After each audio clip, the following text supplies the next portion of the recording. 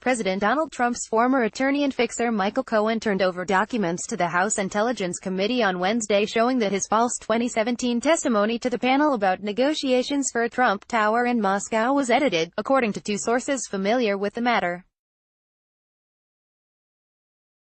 Cohen was transporting what appeared to be a tranche of documents when he arrived on Capitol Hill Wednesday morning for his second closed-door interview with the committee since pleading guilty to lying to the panel about the timing of the negotiations for the Trump Tower Moscow project.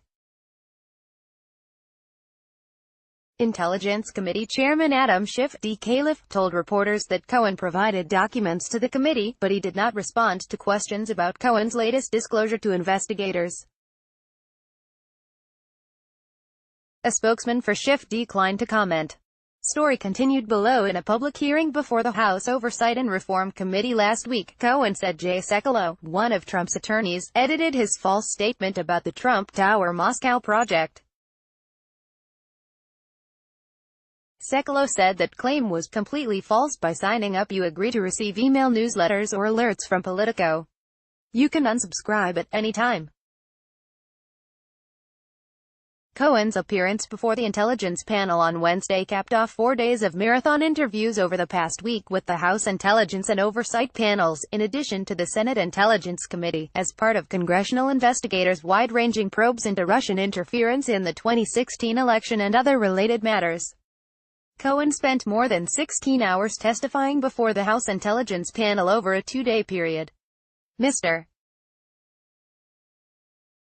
Cohen cooperated fully with the committee, answered every question we asked of him during both interview sessions, and provided important testimony and materials relevant to the core of our probe and that will allow us to advance our investigation substantially, Schiff said after Cohen's Wednesday testimony.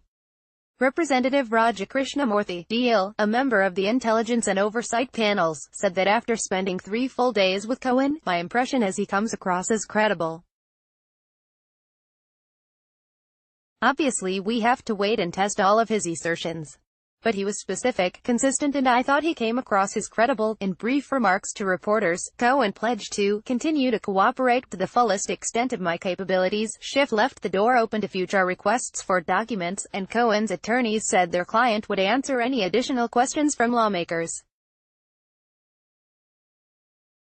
He remains committed to telling the truth and cooperating with authorities, said Lanny Davis, one of Cohen's lawyers.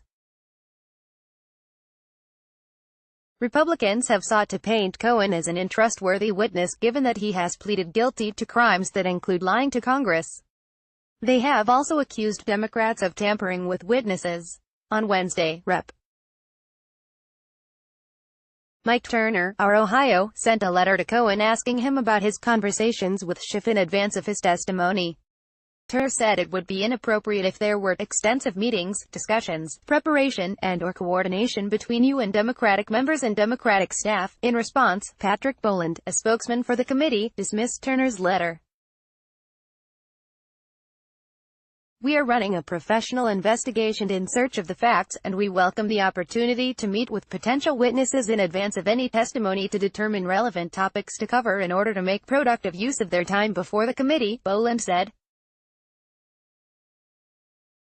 Despite this professed outrage by Republicans, it's completely appropriate to conduct proper sessions and allow witnesses to review their prior testimony before the committee interviews them. Such sessions are a routine part of every serious investigation around the country, including congressional investigations. Schiff has said publicly that he and Cohen discussed Trump's attacks on him and his family, which had initially prompted Cohen to postpone his testimony before the panel.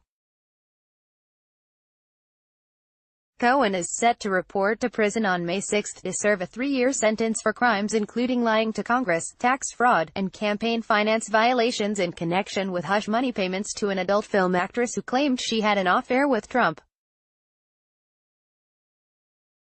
John Bresnahan contributed to this report. Jump to sidebar section.